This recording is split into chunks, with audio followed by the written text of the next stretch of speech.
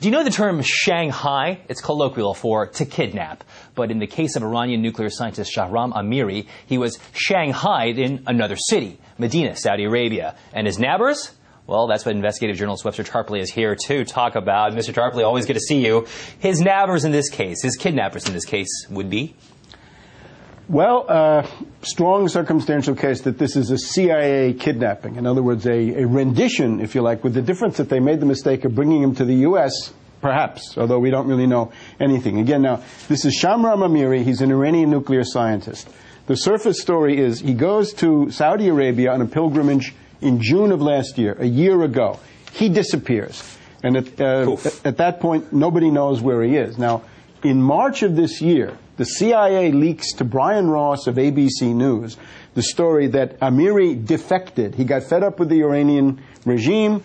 He wants to work with the U.S., and he has revealed the existence of the Qom nuclear site. In other words, uranium enrichment site that had been kept secret up to that point. And that was then announced by Obama last September. So on the surface, you'd say, well, this is a new source curveball, a new Chalabi, a guy who's giving the U.S. what they want to hear and getting paid in the process. Now, all along, the wife of Amiri, who has remained behind in Iran with his family, I think children too, she has always maintained that he was kidnapped by the CIA with the help of Saudi Arabia, and this would have been then a rendition. Now, in the last couple of days, we've got dueling videos. There's one video that came out yesterday in which we see a person purporting to be Amiri who says, and this was on Iranian national television yesterday, that he was in Medina. He was on a pilgrimage. He was kidnapped. He was drugged. He was tortured. 1 second. He was taken. The video you're talking about is the one on the right of your screen right now. Okay. And so you want to tell me a little bit more about that footage as opposed to the other footage. On the right. So on the right, you can see what he's doing. It's a webcam. He's speaking off the cuff. Without knowing the language at all and just looking at it and kind of observer, it looks like the one on the right seems to be more authentic. In other words, why? It has the technical quality is much poorer, but he seems to be speaking more honestly. Candidly. In other words, he's off the cuff, right? Whereas in the other one, the production values are great. However, you look at him, he's shifty-eyed, and it looks like the shifty-eyed is that he's reading off a teleprompter. Therefore, it's very formal, it's very stilted, and it looks like a fake, as far as one can tell. It's too polished, it's too manufactured for it to be actually authentic. That's the point you're driving at this point. Now, I want to go back to the part about the CIA supposedly bringing him onto U.S. land. That's a big deal, in your opinion, because now it sets some sort of legal problem for the United States. Go ahead and explain that to me a little bit. Normally with a CIA rendition, you take the person involved to a black site in Poland or Lithuania, wherever it is, some country that's conniving with the U.S. Now, if he is in fact in Tucson, Arizona, which is apparently where he seems to be located, as far as we can tell, at that point, he becomes subject to U.S. law, and I would urge somebody like Human Rights Watch or one of these other organizations that get money to do these things, mobilize a lawyer, call the guy's wife in Iran, get her to testify that he's being held incommunicado in the U.S., go into U.S. federal court, get a writ of habeas corpus, and have the guy sprung, and have the guy brought out in the open where he can say what he wants. Because the difference is if he was actually taken to one of these countries who are in cahoots with the United States, whether it's Syria or Egypt. Or Guantanamo.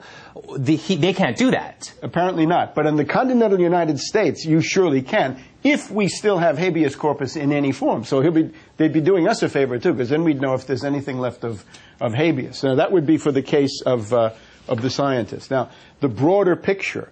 This is obviously a duel of intelligence agencies on the eve of the likely vote in the Security Council about the Iranian sanctions, the fourth round of sanctions.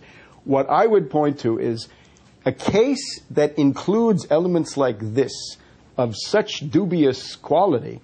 It is a very bad idea to be caught voting with the U.S. in the Security Council against Iran. Why do you say that? On the one hand, you've got this worldwide wave of resentment and indignation, which is certainly justified against the Israelis and therefore against the United States because of this attack on the aid convoy in the Mediterranean. You've also got the fact that Brazil and Turkey and really the whole group of the non-aligned, the group of 77, which are now, 130, 140 countries, they are very sympathetic to Iran because they don't want the permanent five telling them that they can't have peaceful nuclear energy under this question about dual use and alleged production of nuclear weapons. So I would urge countries like Russia, China to think again before they go ahead with this, because it is not going to be politically very, very wise to get caught in the embrace of the United States against Iran at this point. Mm-hmm. Especially with a case that looks so flimsy and shaky as this one. You know, I brought this question up constantly, and most Americans are, if they were to listen to or hear this story about this kidnapping happening by the hands of the CIA and brought here to Tucson, Arizona, of this gentleman, they'd be absolutely shocked that the United States does something like this, engages in this kind of practice. Do you have a reaction to that? Well, they haven't been following the news. They haven't even been following what we've been reporting here on Russia Today, which is that if you look at what was done with him, this is the same thing as the imam in Milan back in 2003, 2004. Right. Same story, right? Kidnapped, drugged, tortured, held, in that case probably in Egypt, and still in Egypt. So, again, if there is habeas corpus, this would be a great time to find out. Go into federal court and get a writ of habeas corpus that Shahram Amiri should be allowed to be free to